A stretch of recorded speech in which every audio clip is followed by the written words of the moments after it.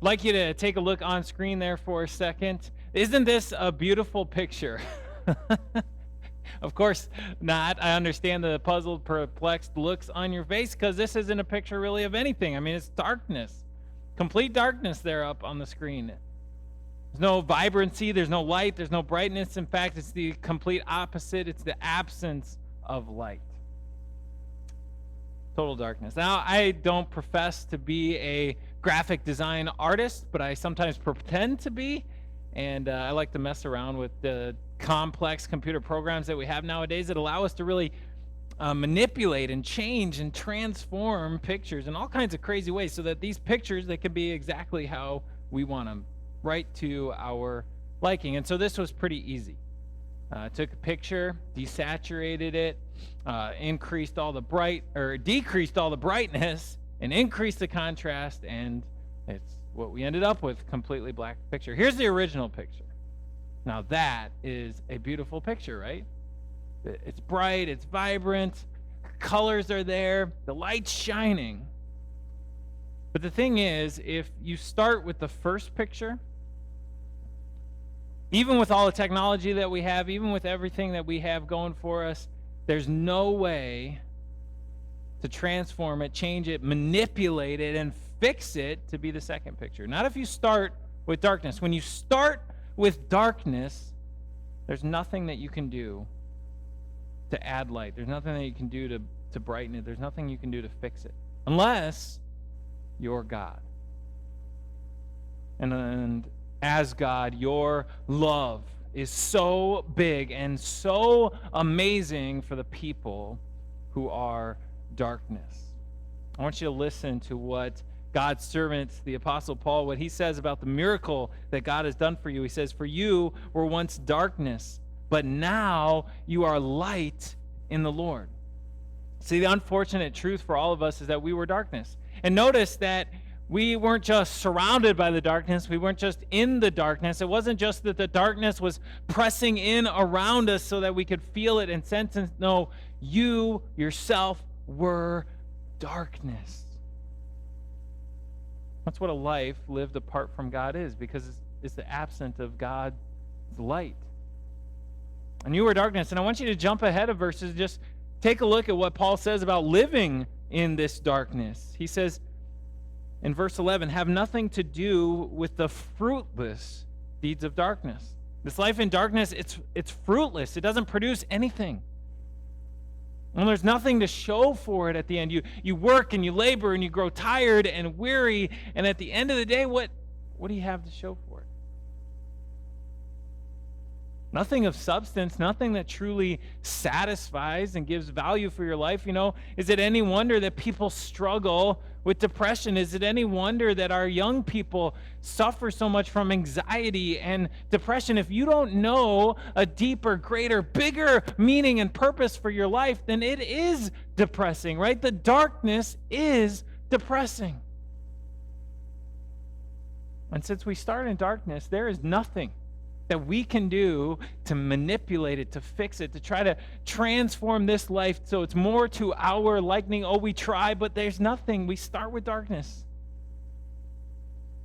But God did. God did something amazing.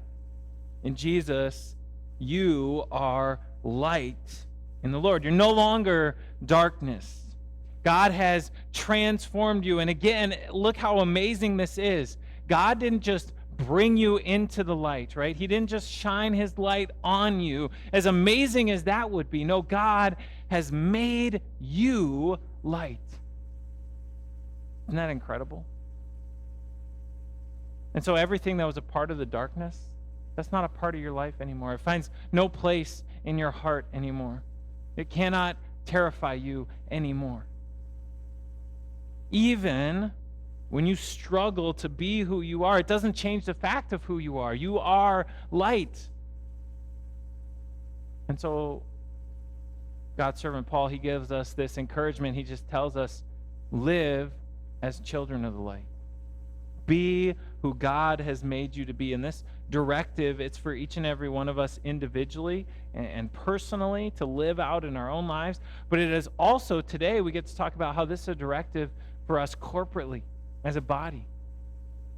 That God has drawn each of us together as lights. He has drawn us together into the local church so that we can be a bright beacon of light for our community. And we can shine together. And that's what we get to talk about here today. And as we talk, I think when the Apostle Paul here, when he talks about the fruit of this light, I think it gives us an excellent framework for thinking about our ministry together. And so Paul says that the fruit of the light, it consists in all goodness, righteousness, and truth.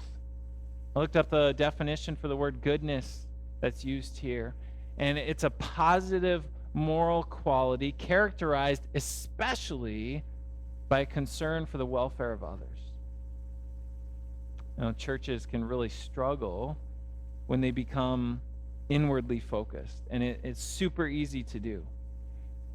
It's really good, and it is godly for us to grow in our faith and to grow in our fellowship with one another. But a light always shines for those outside of itself, right? And so let's always be an outward-facing church, an outward-looking church. And that doesn't mean that we can't do the things that help us to grow in our faith and help us to grow in our fellowship and our community together with one another. No, absolutely we can do those things. But even as we do those things, to have an eye towards the outside, to think about how we can draw others into that faith and that community. To think about how we can shine that light so that others are drawn to it, right? And so as we think about our ministries, as we think about everything that we do, as we plan our programs and events, let's always have that outward focus. Let's always think about how can we do these things so that they will bring the biggest benefit to our community and bless our community. How can we look for the opportunities to serve in love and compassion? And maybe we try to seek more of those out in the things that we do all the time and regularly and consistency. How can we also think about those things, keeping the perspective of others in mind, right? This goodness, being concerned for the welfare of others. And the next fruit that Paul lists is righteousness. Now, righteousness is to do the right thing, right? And so absolutely, as we plan, as we build our ministry, we're going to do so on godly foundations, scriptural foundations.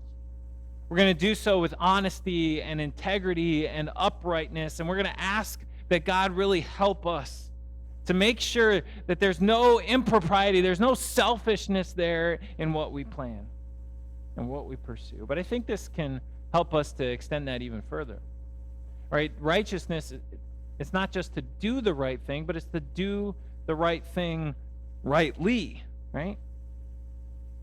To do things well, to do things excellently in order to bring praise to God, to make sure that we use all the gifts and all the blessings that God has given us in the absolute best way. And so as we think about ministry, as we think about the gifts that God has given us, if God has given us the gifts of technology and communication, then we want to use those in the absolute best way, as excellently as we possibly can. If God has given us the gifts of people and their talents and their abilities, then we want to use those as best as we possibly can. We want to put them in positions of service where that accentuate their gifts, right? If God has given us the blessing of a facility and a building and a location and a community that surrounds it, then we want to use that to the absolute best of our ability. And finally, the fruits. The final fruit that Paul lists off here is truth. And I think truth may be the most important one. I think it definitely governs the other two, right? Because we can live with all the goodness, and we can be as generous and as hospitable to those outside and to our community, invite them in and draw them in. We can do things righteously and do them well and exceptionally, so much so that people take notice of them. But if we don't also bring them truth, if we don't also speak truth, then we aren't the light that God has made us to be. And then all that other stuff, it's really for naught. And if we don't bring the light of the truth of God's word to bear, that is the most important thing, right? to speak to our community, to declare God's truth. And we have that. We've noticed that that's important. We have it right in our mission statement that we're a family that's founded on and growing in the truth of God's word. The truth. And we want to be a place of bold, clear, truthful proclamation. But here's the thing. The truth is sometimes very hard to hear and also sometimes very hard to speak. You heard the truth this morning. That you were once darkness. That's hard to hear. And the people of our world, yes, they too are darkness. They're living in darkness. They need this light of Jesus. And the light, it exposes. Right? Apostle Paul writes, he says, everything exposed by the light becomes visible. The light exposes our falsehood and our weakness and our disobedience. It exposes our darkness so that it can be forgiven and removed. Can you imagine a surgeon operating in a dark OR? I mean, that's insane. That's completely foolishness. I mean, that is a lawsuit just waiting to happen. Surgeons, they're not going to cut into somebody's body and cut into their organs in the darkness where they can't see, right? Well, they have not just a lighted room, but they have lights that they can move and position so they're shining exactly where they want them to be. They have lights that they put even on our foreheads. They have lights on their instruments so they can see exactly what they're doing. So they can see. So it's visible, the tears and the bleeds and the cancer cells and the tumors that need to be healed or repaired or removed. And they need to be able to see so that they can restore and save life, so that that person who lies anesthetized and sleeping on their table in front of them, so that they can wake up and they can live again. Now we have a much, much greater light to shine. And yes, it exposes things. It exposes what needs to be surgically removed, but it also truly gives life. Wake up, O sleeper. Rise from the dead, and Christ will shine on you. That's the light that our ministry can bring to this community. And as we discuss that today, I ask each of you as a child of light to consider how you can join together in our ministry to shine this light, how you can join together with us, how you can be involved so that we become the absolute brightest beacon of God's light to our community that we can be. So that we shine with all goodness, righteousness, and truth. And as we do that, I am confident that God, He can make us into the brightest, most beautiful picture. Amen.